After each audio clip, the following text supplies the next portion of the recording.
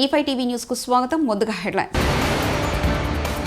అంతర్గత విచారణ తర్వాతే ఎఫ్ఐఆర్. జస్టిన్ వర్మపై పిటిషన్ను కొట్టివేసిన సుప్రీం. భవిష్యత్ అంతా భారతీయులదే సీఎం చంద్రబాబు. ఆ ప్రాజెక్టుకు జాతీయ హోదా కల్పించలేం తేల్చి చెప్పిన కేంద్ర ప్రభుత్వం. పంబన్ బ్రిడ్జి సిద్ధం, శ్రీరామనవమి రోజున ప్రారంభం. అధికారిక నివాసంలో పెద్ద ఎత్తున నోట్ల కట్టలు బయటపడిన ఆరోపణలు ఎదుర్కొంటున్న ఢిల్లీ హైకోర్టు జడ్జి యశ్వంత్ వర్మపై ఎఫ్ఐఆర్ నమోదుకు ఆదేశించాలని కోరుతూ దాఖలైన పిటిషన్ను సుప్రీంకోర్టు శుక్రవారం రోజు తోసిపుచ్చింది. ముందు అంతర్గత విచారణ పూర్తి కావాలని న్యాయమూర్తులు అభయ్ ఓకా, ఉజ్జల్ భుయాన్తో కూడిన ధర్మాసనం అభిప్రాయపడింది. పాలమూరు రంగారెడ్డి ఎత్తిపోతల పథకం జాతీయ ప్రాజెక్టు ప్రతిపాదనను కేంద్ర ప్రభుత్వం వెనక్కు పంపింది. కృష్ణా నది జలాల వినియోగంపై రెండు రాష్ట్రాల మధ్య ప్రస్తుత వివాదం సుప్రీంకోర్టులో ఉందని కేంద్ర ప్రభుత్వం స్పష్టం చేసింది. కృష్ణా ట్రిబ్యునల్ 2 ఇందుకు సంబంధించిన విచారణ చేపడుతోందని కేంద్ర జలశక్తి శాఖ అధికారులు ప్రస్తావించారు. కోర్టు వివాదం నేపథ్యంలో ఈ ప్రాజెక్టు టెక్నో ఎకనామిక్ రిపోర్టును పరిగణలోకి తీసుకోవడం సాధ్యం కాదని కేంద్ర జలశక్తి శాఖ తేల్చి చెప్పింది. ఈ నేపథ్యంలోని ప్రతిపాదన తెలంగాణ రాష్ట్రానికి తిరిగి పంపినట్లు లోక్సభలో కేంద్రం తెలిపింది. 2022 సెప్టెంబర్లో ప్రాజెక్టుకు జాతీయ హోదా కల్పించాలని తెలంగాణ రాష్ట్ర ప్రభుత్వం కేంద్ర జల సంఘానికి ప్రతిపాదనలు పంపిందని కేంద్ర ప్రభుత్వం గుర్తు చేసింది. రామేశ్వరం వెళ్లే పర్యాటకులను ఆకట్టుకుంటున్న తమిళనాడులోని పాత పంబన్ బ్రిడ్జి స్థానాన్ని కొద్ది రోజుల్లో కొత్త వంతెన ఆక్రమించనుంది. ఈ బ్రిడ్జి నిర్మాణం 2024 సెప్టెంబర్లో పూర్తి కాగా వచ్చే నెలలో శ్రీరామనవమి సందర్భంగా ప్రారంభించేందుకు సన్నాహాలు చేస్తున్నారు. నౌకలు రాకపోకల కోసం తెరుచుకునేటప్పుడు పాత వంతెన 2 రెక్కలుగా విడిపోతుంది. కాగా కొత్త వంతెన అమాంతం నిలువున 22 మీటర్ల పైకి లేస్తుంది. ప్రపంచమంతా భారత్ వైపు చూస్తోందని, ఇకపై భవిష్యత్ అంతా భారతీయులదే అని ముఖ్యమంత్రి చంద్రబాబు నాయుడు అన్నారు. ఐఐటి మద్రాస్లో ఆల్ ఇండియా రీసెర్చ్ కాలేజ్ సమ్మిట్లో సీఎం మాట్లాడారు. ఐఐటి మద్రాస్ అనేక అంశాల్లో దేశంలోనే నెంబర్ 1 అని అన్నారు. ఐఐటి మద్రాస్ ఆన్లైన్ కోర్సులు అందిస్తుందని, ఐఐటి మద్రాస్ స్టార్టప్ అగ్నికల్ మంచి విజయాలు అందుకుందని తెలిపారు. ఇక్కడి స్టార్టప్లు 80% విజయవంతం అవుతున్నాయన్నారు. ఐఐటి మద్రాస్లో దాదాపు 40% మంది తెలుగు విద్యార్థులే ఉన్నారని అన్నారు. ఎక్కువగా ఉన్నాయి. కాన్ఫిడెన్స్ లెవెల్స్ కూడా బ్రహ్మాండంగా వచ్చాయి. నేను చెన్నైలో ఏ యూనివర్సిటీ పైనా సగం మంది తెలుగు స్టూడెంట్సే ఉన్నారు. It is a great experience. I'm proud to be Indian. అదే సమయంలో నేను గర్వపడుతున్న తెలుగువాడుగా. అదే విధంగా ఇక్కడ తమిళనాడులో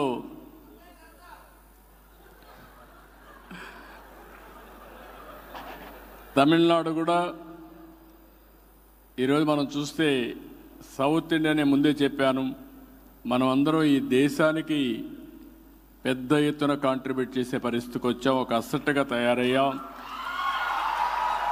ఇప్పుడు ఈ స్టేట్స్ ఎవరైతే మనం అగ్రెసివ్గా ముందుకు పోయాం వీళ్ళందరూ ఆలోచించుకోవాల్సింది పాపులేషన్ మేనేజ్మెంట్లో కూడా జాగ్రత్తగా ఉండాలి. లేకపోతే నార్త్ ఇండియా పాపులేషన్ పెరిగినాక మైగ్రేషన్ అక్కడి నుంచి ఇక్కడికి వచ్చే పరిస్థితికి వస్తారు. ఇప్పుడు విదేశాలకు మనం పోతున్నాం, రేపు అక్కడి నుంచి ఇక్కడికి వచ్చే పరిస్థితి వస్తుంది. గ్రేట్ కంట్రీ కాబట్టి అందరం కూడా పాపులేషన్ మేనేజ్మెంట్లో కూడా జాగ్రత్తగా ఉండి, మీకు ముందుగా యంగ్స్టర్స్ చెప్తున్నా, చదువుకున్న వాళ్ళకి మీరంతా కూడా కంఫర్ట్ జోన్కి వెళ్ళిపోతూ ఉంటారు. పెళ్లి చేసుకుంటాం, మంచి ఉద్యోగం వస్తుంది, వైఫ్ అండ్ హస్బెండ్ ఇద్దరు పనిచేస్తాం, డబుల్ ఇన్కమ్ వస్తుంది, no kids let us enjoy అనే థీరీకి వస్తారు. దానివల్ల పాపులేషన్ డ్రాస్టిక్గా తగ్గిపోయే పరిస్థితి వస్తుంది.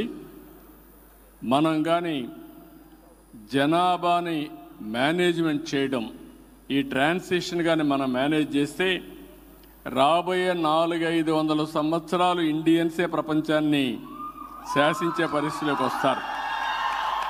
ఇది వాస్తవం. మళ్ళీ ఒకసారి మీతో మాట్లాడతాను. మిమ్మల్ని చూస్తూనే ఉన్నా, నేను ఎక్కడున్నా మిమ్మల్ని చూస్తే గర్వపడుతున్నా. నేను చేసిన పని మీరు గుర్తించి పూర్తిగా సహకరిస్తున్నారు. అలాంటి మీకు అందరికీ మనస్ఫూర్తిగా అభినందిస్తూ, మీరు ఒకటే గుర్తుపెట్టుకోండి, 95లో ఐటీ మాట్లాడా, 2025లో ఏఐ మాట్లాడుతున్నా. ఆ రోజు హైటెక్ సిటీ కట్టా, ఇప్పుడు క్వాంటమ్ వ్యాలీగా, సిలికాన్ వ్యాలీకి పోటీగా క్వాంటమ్ వ్యాలీ డెవలప్ చేస్తున్నాం. మీరు ఏవైతే ఇన్నోవేషన్స్ ఉన్నాయో అవన్నీ వర్కౌట్ చేయండి. నా ఆశంతా మీ మీదనే, నా కాన్ఫిడెన్స్ కూడా మీ మీదనే. రాబోయే రోజుల్లో ఆంధ్రప్రదేశ్లో ఉండే తెలుగు వాళ్ళ ఆదాయం 55 లక్షల రూపాయలు తలసరి ఆదాయం అవుతుంది. అక్కడ ఉండే వాళ్ళ ఆదాయం 55 లక్షలైతే వేరే రాష్ట్రాల్లో ఉండే క్రీమ్ ఆఫ్ ది సొసైటీ, వేరే దేశాల్లో ఉండే మీరు ఎంత సంపాదిస్తారో సంపాదించడం కాకుండా మళ్ళీ బ్యాక్ టు ఆంధ్రప్రదేశ్కి వచ్చి డెవలప్ చేసే పరిస్థితి రావాలి. జన్మభూమి కర్మభూమి రెండు కూడా గుర్తుపెట్టుకొని పనిచేయాల్సిందిగా నేను కోరుకుంటూ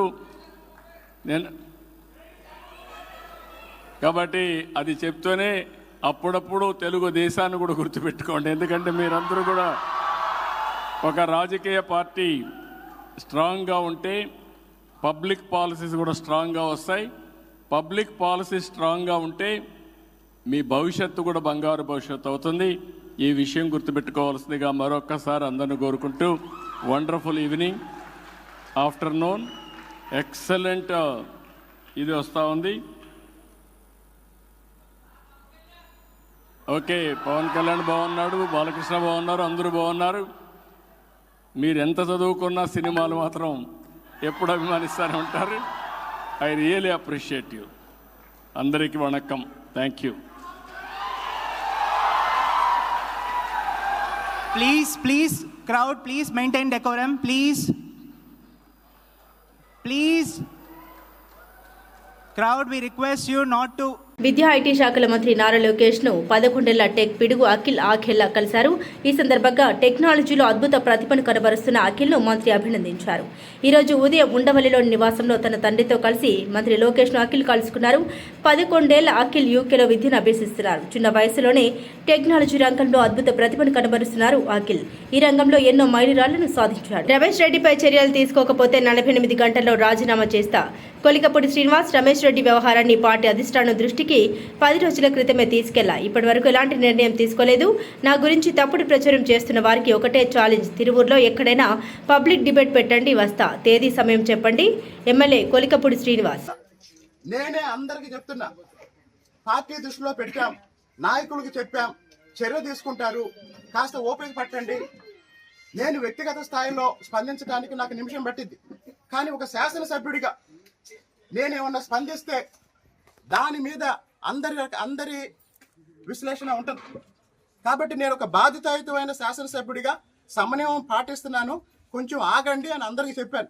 ఇంత దారుణం చేసిన రమేష్ రెడ్డి మీద పార్టీ నాయకత్వం చర్యలు తీసుకోకపోతే 48 గంటల తర్వాత నేను రాజీనామా చేస్తాను. తిరుమల శ్రీవారిని సినీ నటుడు నితిన్ దర్శించుకున్నారు. శుక్రవారం వీఐపీ ప్రారంభ విరామ దర్శన సమయంలో శ్రీకాళహస్తి ఎమ్మెల్యే సుధీర్ రెడ్డితో కలిసి ఆయన స్వామివారి సేవలో పాల్గొన్నారు. తితిది అధికారులు వీరికి స్వాగతం పలికి దర్శన ఏర్పాట్లు చేశారు. దర్శనం అనంతరం రంగనాయకుల మండపంలో నితిన్కు పండితులు ఆశీర్వచనం చేసి స్వామివారి తీర్థ ప్రసాదాన్ని అందించారు.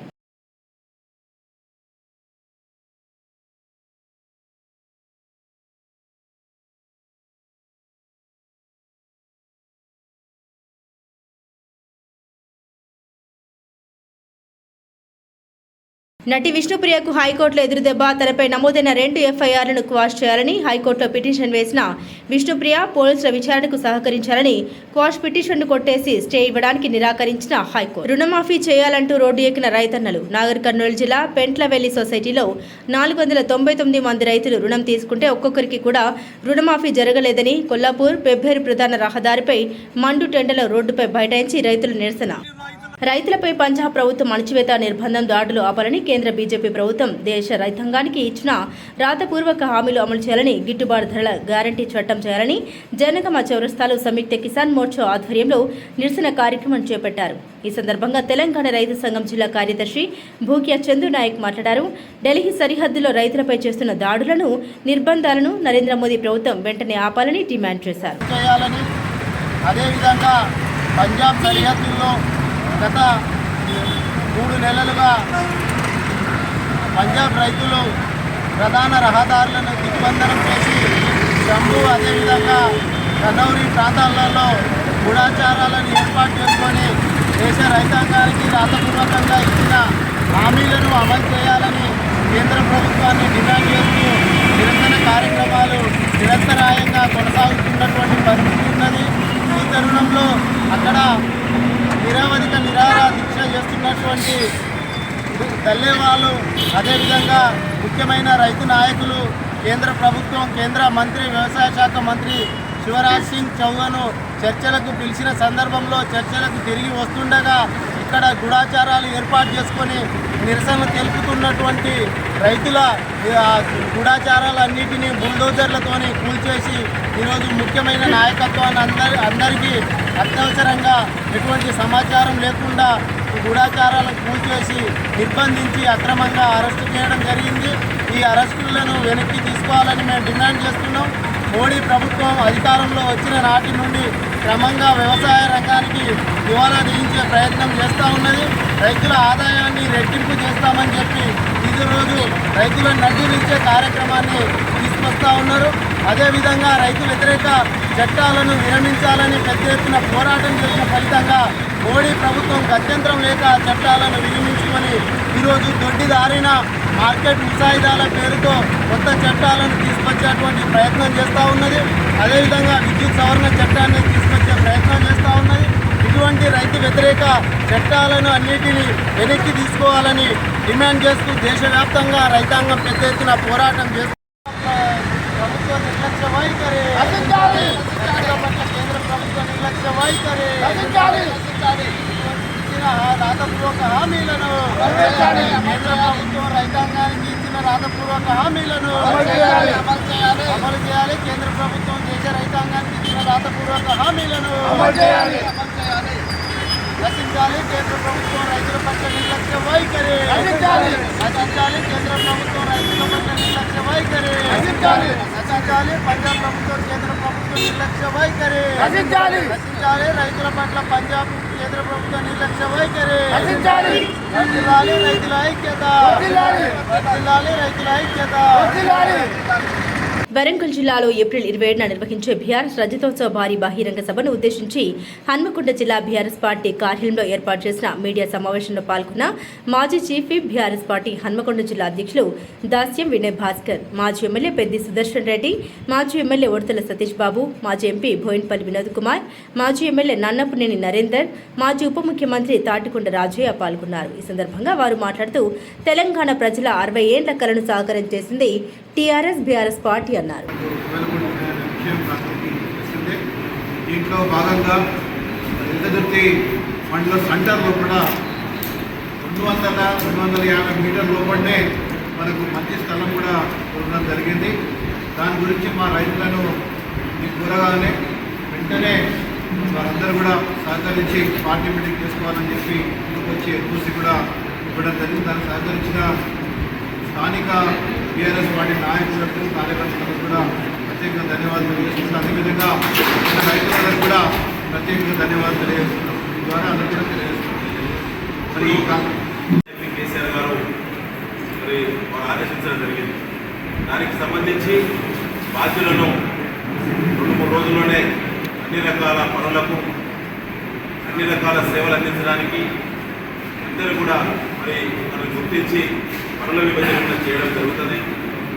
ఆ యొక్క సభ నిర్వహణ కోసం ఎలకదుర్తి రెవెన్యూ గ్రామ పరిధిలో 1054 ఎకరాల పార్కింగ్ ప్లేస్ను నిర్ధారణ చేసినాం.